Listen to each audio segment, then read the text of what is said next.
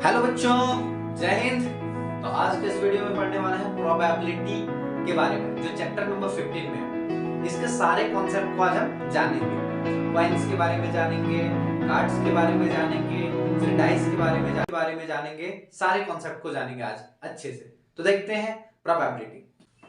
तो आइए देखते हैं प्रोबेबिलिटी में कॉइन्स के बारे में। यदि हम एक कॉइन्स को उछालते हैं तो एक कॉइन्स में उसका सैंपल स्पेस क्या होता है। यदि हम एक कॉइन्स को उछालें तो उसका सैंपल स्पेस होगा हेड और टेल।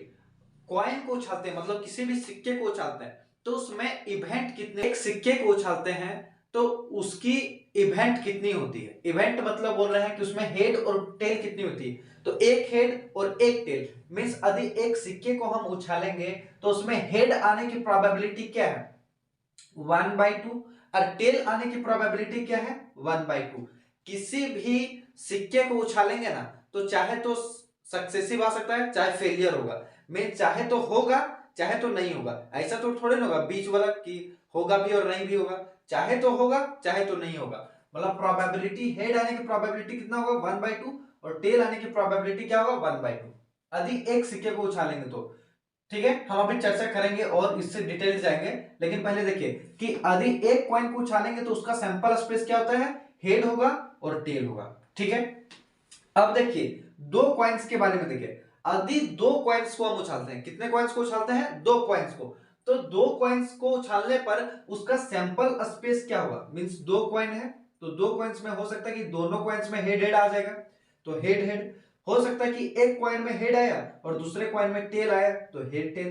तीसरा हो सकता है कि इसमें टेल आया और इसमें हेड आया तो टेल हेड। और चौथा हो सकता है कि दोनों में क्या आया हुआ टेल टेल आया। तो इसका सैंपल स्पेस क्या होगा, यदि हम दो कॉइन को उछालेंगे तो उसका सैंपल स्पेस होगा कि हेड हेड होगा, हेड टेल होगा, टेल हेड होगा और टेल टेल होगा। ठीक है, अब आगे देखिए और आगे देखते हैं हम। यदि तीन कॉइन्स को उछालते हैं, क्या करते हैं, तीन कॉइन्स को उछालते हैं। वैसे तो क्लास 10th में हमको दो ही कॉइन्स तक ही पढ़ना है, लेकिन आप लोग जान लीजिए तीन कॉइन्स को भी। ठीक है, 10th में दो ही तक पढ़ना है। तो देखिए तीन कॉइन्स को यदि हम उछालते हैं तो उसका सैंपल स्पेस क्या होगा, तो उसका सैंपल स्पेस होगा एच एच एच, मतलब head head head, head head tail, head tail head, head tail tail और फिर tail head head, tail head tail, tail tail head और टेल टेल टेल। मींस इसका जो सैंपल स्पेस होगा वो 8 होगा। ठीक है, जब हम तीन कॉइन्स को उछालेंगे, मतलब तीन कॉइन्स को उछालेंगे ऐसे, तो हो सकता है कि इसमें भी हेड आया, इसमें भी हेड आया, इसमें भी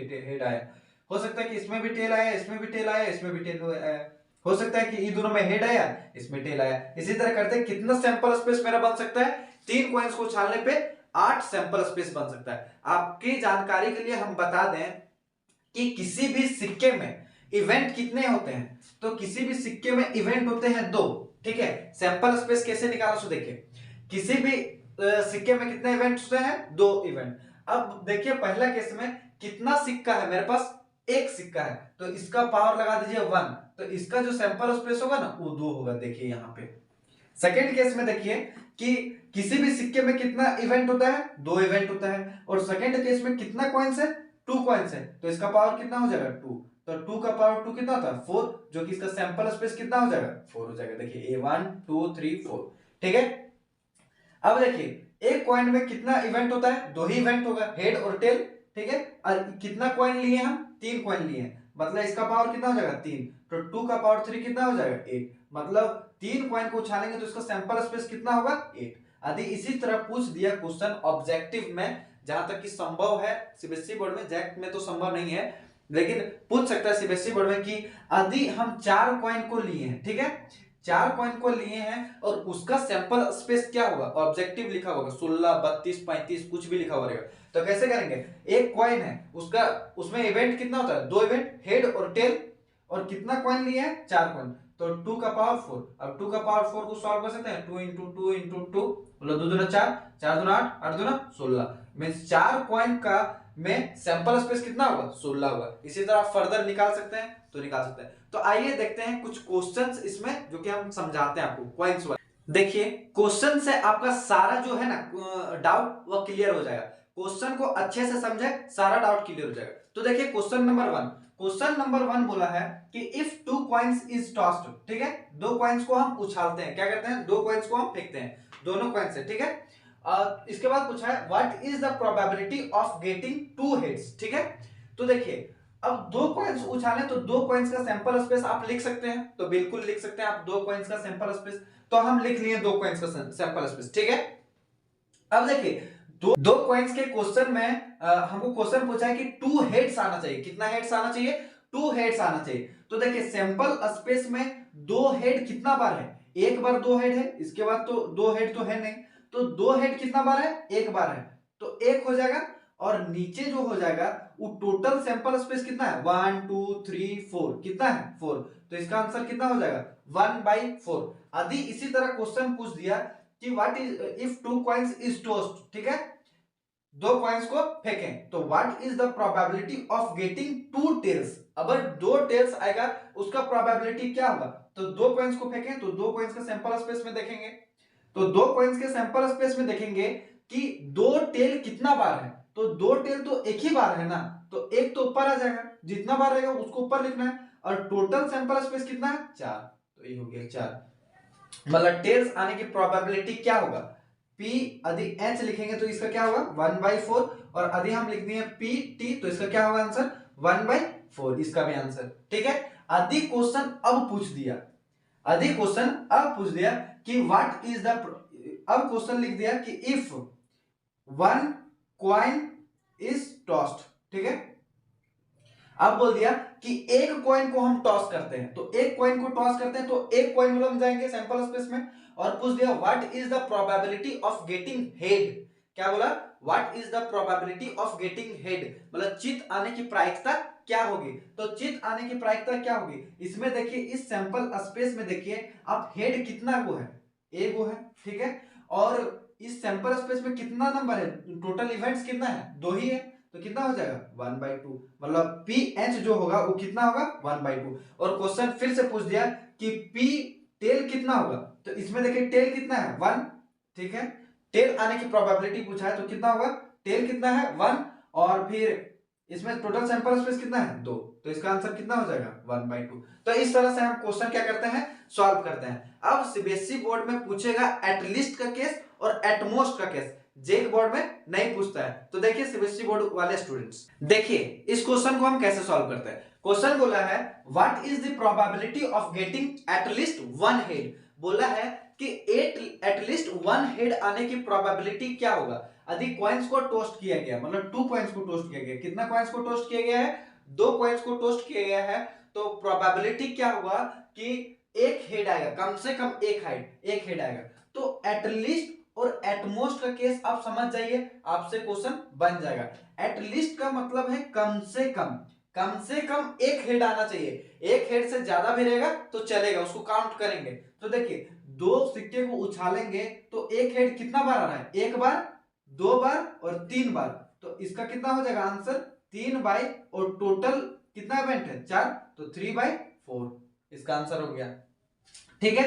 यदि बोल दिया क्वेश्चन कि what is the probability of getting at least, अगर बोला है एट लीस्ट वन टेल, तो ठीक है, क्या बोला है एटलीस्ट वन टेल बोला है, तो इसमें देखिए वन टेल कितना आ रहा है, एक बार आ रहा है, दो बार आ रहा है, और एटलीस्ट मतलब कम से कम एक टेल से आएगा या एक टेल से ज्यादा आएगा, एक टेल से कम नहीं आना चाहिए, ठीक है। तो देखिए एक बार, दो बार और तीन बार, तो इसका भी प्रोबेबिलिटी क्या हो जाएगा 3/4, मतलब एक से ज्यादा हुआ तो काउंट होगा, लेकिन एक से कम होगा तो काउंट नहीं होगा एटलीस्ट का केस में, समझ गया। अब देखिए एटमोस्ट का केस, देखिए एटमोस्ट का केस में क्या होता है, क्वेश्चन देखिए दिया हुआ है कि what is the probability of getting at most एक हेड, में ज्यादा से ज्यादा एक हेड होना चाहिए, एक हेड से ज्यादा नहीं होना चाहिए, तो देखिए एक हेड से ज्यादा इसमें है तो ये तो काउंट नहीं होगा, एक हेड है और एक हेड से कम रहेगा, ज्यादा से ज्यादा एक हेड हो सकता है, एक हेड से कम भी रह सकता है, मतलब हेड नहीं रहेगा तो पर भी चलेगा, तो क्या होगा ई वाला भी हो जाएगा, मतलब कितना हो गया 1 2 3, तो इसका जो हो गया आंसर कितना हो जाएगा 3, और टोटल सैंपल स्पेस कितना है 4, तो इसका आंसर कितना हो गया 3/4। तो इस तरह हम कॉइन्स के पोर्शन को खत्म करते हैं और इसके कॉन्सेप्ट को जानते हैं अच्छे से। अब देखिए कॉइन्स के कॉन्सेप्ट को पढ़ने के बाद डाइस के कॉन्सेप्ट को हम अच्छे से सीखते हैं। तो डाइस के कॉन्सेप्ट में देखिए एक डाइस है, पहले हम सीखेंगे एक डाइस के बारे में, फिर हम सीखेंगे दो डाइस के बारे में। तो आइए देखते हैं सबसे पहले वन डाइस के बारे में। तो देखिए जब भी एक डाइस को हम फेंकेंगे, क्या करेंगे, एक पासे को फेंकेंगे, तो इसका सैंपल स्पेस क्या होगा, इसका सैंपल स्पेस क्या होगा। तो इसका सैंपल स्पेस सिंपली है कि इसमें कितना नंबर होता है, तो 6 नंबर होता है। तो इसका सैंपल होगा 1 2 3 4 5 6। एक डाइस को हम फेंकते हैं, एक पासे को फेंकते हैं, तो इसका सैंपल स्पेस क्या होता है, 1 2 3 4 5 6। ठीक है, हम बताए थे कि सैंपल स्पेस कैसे निकालते हैं। एक डाइस है, ठीक है, इसमें टोटल इवेंट्स कितना हो गया, सैंपल स्पेस कितना है 6, तो ये 6 हो गया। और कितना डाइस है, एक डाइस है, मतलब 6 का पावर 1, तो किसका सैंपल स्पेस कितना निकलेगा, कितना निकलेगा 6। ठीक है, इसी तरह यदि रहेगा दो डाइस है, ठीक है, तो दो डाइस में कितना सैंपल मतलब इवेंट कितना होगा, इसमें 6 ही होगा, तो 6। और दो डाइस है तो इसका पावर कितना हो जाएगा 2, तो इसका सैंपल स्पेस यदि दो डाइस का निकालना चाहेंगे तो कितना होगा, 6 का स्क्वायर 36। तो इस तरह सैंपल स्पेस निकालते हैं। तो सैंपल स्पेस को छोड़िए, अभी हम जानते हैं कुछ क्वेश्चंस को। यदि क्वेश्चन पूछ दिया डाइस वाले पोर्शन में कि एक डाइस को फेंकें और उसका प्रोबेबिलिटी क्या होगा कि एग्जैक्टली जो नंबर होगा वो 2 आएगा। ठीक है, तो सबसे पहले सैंपल स्पेस में देखिए, आप क्या देखिए, सैंपल स्पेस में जो दो नंबर है वो कितने बार है, सैंपल स्पेस में एक बार है। तो when a dice is throne what is the probability of getting exactly 2। तो 2 गेट करने के लिए, पाने के लिए क्या होगा इसका प्रोबेबिलिटी, तो 2 कितना बार है, एक बार, और टोटल सैंपल स्पेस कितना है 6 हो गया। तो P ऑफ 2 जो आएगा वो कितना आएगा 1/6। इसी तरह क्वेश्चन पूछ दिया what is the probability of, देखिए क्वेश्चन सुनिए, if a dice is throne, ठीक है, इसके बाद बोलेगा what is the probability of getting exactly 6, the number 6। तो 6 आने की प्रोबेबिलिटी क्या होगा, P ऑफ 6।